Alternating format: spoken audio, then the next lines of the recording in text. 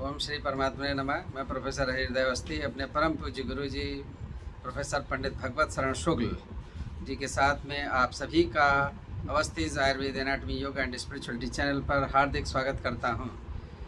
गुरु जी गीता के 13वें अध्याय के 26वें श्लोक की व्याख्या करेंगे। हम लोग चलेंगे गुरु जी की ओर। यं ब्रह्मा वरुणेन्द्ररुद्रमरुतस्तुन्वन्ति दिव्यैस्तवै वेदैः साङ्गपदक्रमोपनिषदैर्गायन्ति यं सामगाः ध्यानावस्थितद्गतेन मनसा पश्यन्ति यं योगिनो यस्यान्तं न विदुः सुरासुरगणाः देवाय तस्मै नमः। वसुदेवसुतं वन्दे कंसचाणूरमर्दनं देवकी परमानन्दं कृष्णं वन्दे जगद्गुरुम्।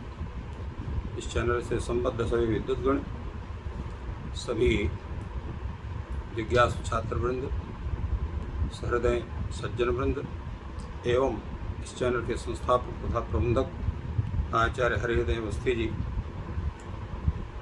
हम लोग गीता के 13वें अध्याय के 26वें श्लोक पर विचार करेंगे।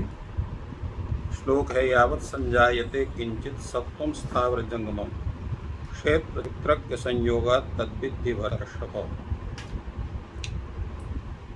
भगवान कहते हैं कि इस संसार में जितने भी प्राणी उत्पन्न होते हैं उसका मुख्य कारण क्या है। इस समय दो शब्दों का इन्होंने ग्रहण किया, स्थावर जंगम। स्थावर का अर्थ होता है जो स्थिर रहते हैं, जो चलते नहीं हैं, और जंगम का मतलब हो गया जो चलते हैं। गच्छति थी जंगमा, जो चलने वाला प्राणी है। हमारे यहाँ जो प्राणियों की जो गणना की गई है वो 4 प्रकार से की गई है। वह है वह पिंडज, अंडज, श्वेतज और जो है स्थावर। इसको उद्भिज भी कहते हैं। अंडज पिंडज वे हैं जो पिंड के रूप में उत्पन्न होते हैं। तो पिंड के रूप में उत्पन्न होने वाले प्राणी कौन हैं? तो वे हैं आपके जितने भी मनुष्य हैं और पशु, ये पिंड के रूप में जन्म लेते हैं। इनको जरायुज भी कहा जाता है। पिंडज का मतलब पिंड रूप में उत्पन्न होना, अर्थात संपूर्ण स्वरूप में स्वतः माँ के गर्भ से उत्पन्न होना। और जरायु इसलिए कहते हैं कि जरायु नाम का एक जो तत्व है, अर्थात एक प्रकार की झिल्ली है, जो जब वह प्राणी अपने माँ के उदर में होता है तो एक झिल्ली से पूरी तरह से ढका होता है और नाभि से संबद्ध होता है। नाभि के ही माध्यम से उसको अनेक प्रकार के शरीर के पोषण तत्व माँ के शरीर से उसको प्राप्त होते हैं। तो ऐसे प्राणी जो हैं वो मनुष्य हैं और पशु हैं, जो पिंड रूप में और माँ के गर्भ में जरायु से ढके होकर के वो रहते हैं और पिंड के रूप में उत्पन्न होते हैं। इसलिए जरायु से उत्पन्न होने के कारण जरायु और पिंड रूप में उत्पन्न होने के कारण को पिंडज कहते हैं। दूसरे प्राणी हैं वो हैं आपके अंडज, जो अंडे के रूप में उत्पन्न होते हैं। अंडे के रूप में उत्पन्न होने वाले जो प्राणी हैं उसमें जितने पक्षी हैं वो सब अंडज हैं। इसी प्रकार जो अन्य प्राणी हैं, जो सरीसृप आदि, जो पेट के बल से जैसे सर्प आदि हैं, कीट हैं अन्य प्रकार के, जो वो भी सभी के सभी कीट जितने हैं वो सब अंडा देते हैं और अंडे से उत्पन्न होते हैं। तीसरे प्राणी हैं श्वेदज, जो श्वेद अर्थात पसीने से उत्पन्न होते हैं। गर्मी से जब एक प्रकार का एक द्रव पदार्थ उत्पन्न होता है उससे उत्पन्न होते हैं। इस प्रकार के प्राणी हम जिनको कहते हैं, जैसे अन्न में उत्पन्न होने वाले जो प्राणी हैं जिनको हम जो है घुन वगैरह कहते हैं, तो वे प्राणी इस तरह के। और जो शरीर में उत्पन्न होते हैं जैसे जुआ है, लीक्ष है, ये सभी प्राणी जितने हैं श्वेदज माने जाते हैं, क्योंकि ये ना अंडा उत्पन्न करते हैं, इनके तत्व स्वतः उसी के अंतर्गत ही रहते हैं।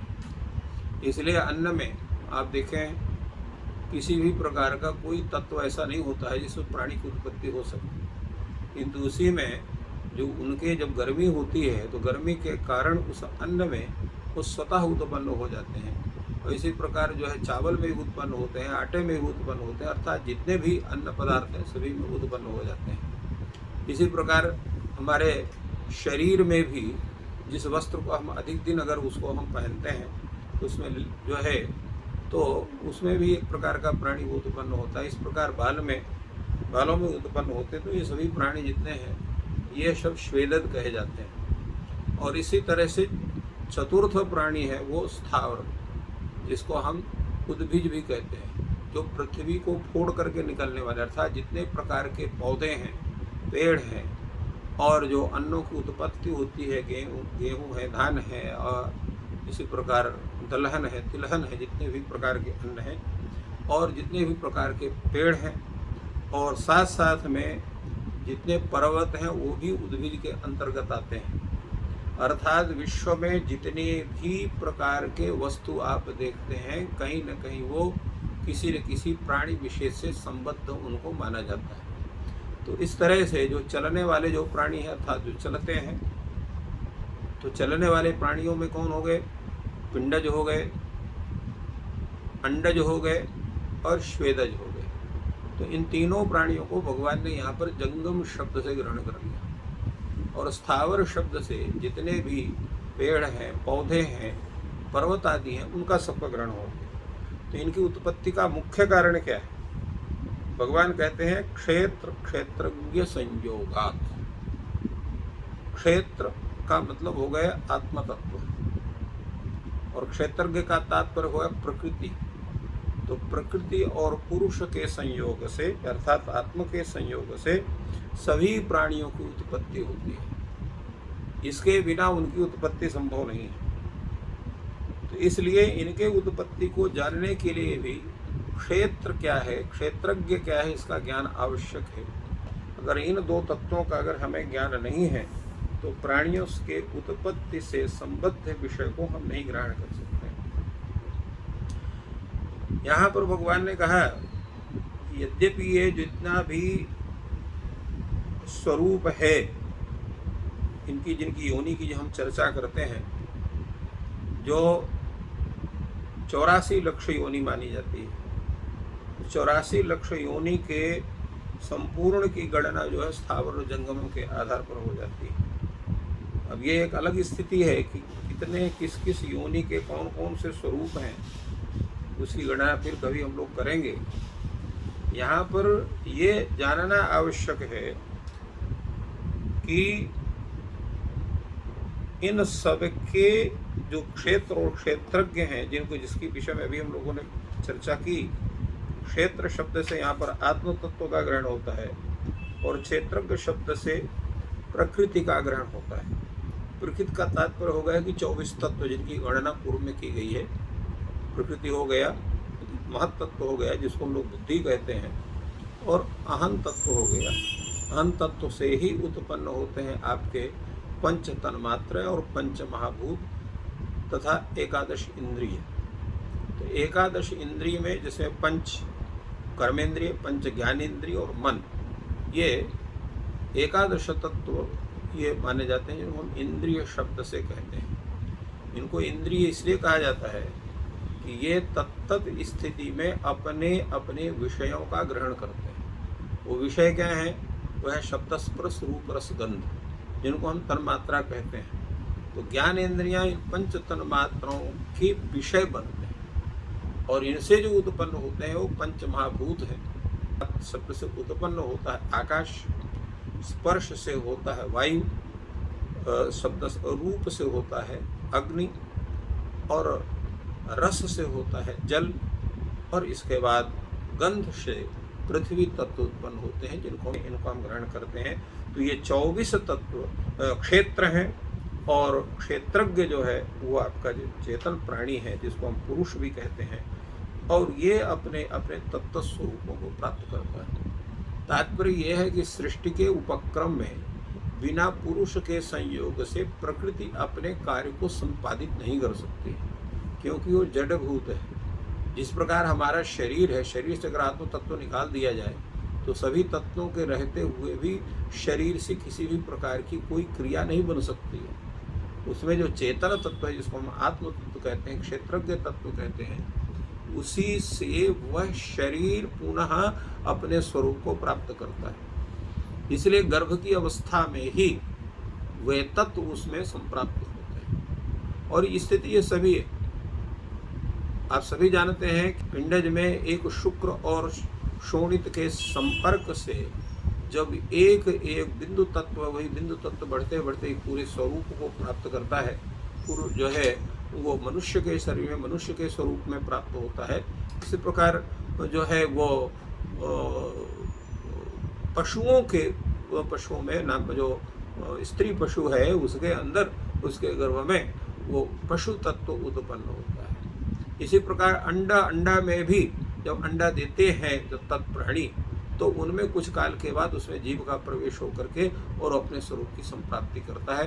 अंडा में जो द्रव पदार्थ है उसी से वह जीव अपने पोषण होकर के जब वो अपने पूर्ण स्वरूप को प्राप्त करता है तो अंडे का भेदन करके और वहाँ से उत्पन्न होता है। कुछ ऐसे प्राणी जो कीट पतंग हैं, उनकी 4 अवस्थाएं बनती हैं, जिसके विषय में जो है जीव विज्ञान में पूर्ण रूप से बतलाया गया है।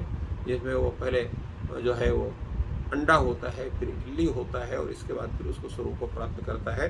तो ऐसे कई स्थितियां हैं, परंतु अंडा सभी देते हैं, जितने भी प्रकार के पक्षी हैं, जितने प्रकार के कीट हैं, पतंग आदि हैं। श्वेदज की स्थिति थोड़ा सा भिन्न है। वो जो है वो उसी श्वेद से ही वो अपने शरीर को बनाता है और उसमें आत्म तत्व का प्रवेश होकर के और वो अपने प्रक्रिया में अपने कार्य संपादन में लगता है। तो ये स्थिति सभी जीवों की बनती है, परंतु ये सभी जीव अगर क्षेत्र ना हो, ये तत्त जितने प्रकृति के स्वरूप हैं वो ना हो, तो उनकी उत्पत्ति नहीं हो सकती। जीवों की उत्पत्ति का मुख्य हेतु क्या है? यदि मुख्य हेतु के साथ में वहाँ पर एक चीज की स्थिति और होती है, और वो है कर्म बंधन। हमें जो तत्त शरीर प्राप्त होते हैं, हम का मतलब जीव को, जो भी तत्त शरीर को हम प्राप्त करते हैं, तो उसमें मुख्य हेतु है कर्म है। जीव वही है जो जीव एक जो है वो हमारे इतने बड़े शरीर में है। इसी प्रकार पशुओं के बहुत बड़े बड़े शरीर जिनके हैं, हाथी वगैरह हैं, उनमें भी उतना ही जीव का स्वरूप है और उतना जीव अत्यंत सूक्ष्म जीव है। ऐसे भी बहुत से जीव हैं, पतंग हैं, कीट हैं, जिनको हम अपने चर्म चक्षुओं से उनको नहीं देख सकते हैं, यंत्रादि के द्वारा उनको हम जान सकते हैं। उनकी भी उत्पत्ति का स्वरूप वही होता है।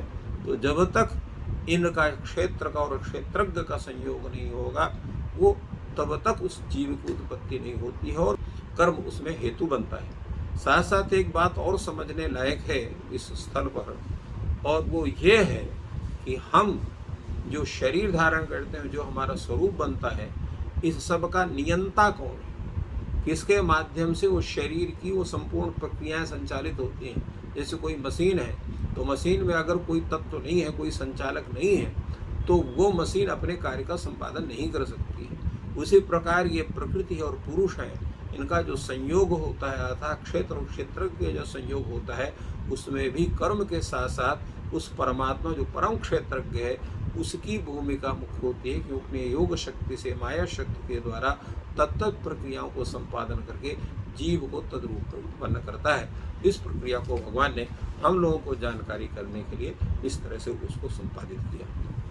वेद मूर्ति तपोनिष्ठ धर्मशास्त्र के विशेषज्ञ हमारे गुरु जी प्रोफेसर पंडित भगवत शरण शुक्ल जी ने क्षेत्रज्ञ के संयोग से इस पूरी प्राणियों की उत्पत्ति, स्थावर की उत्पत्ति, जंगम की उत्पत्ति के विषय में प्रकाश डाला।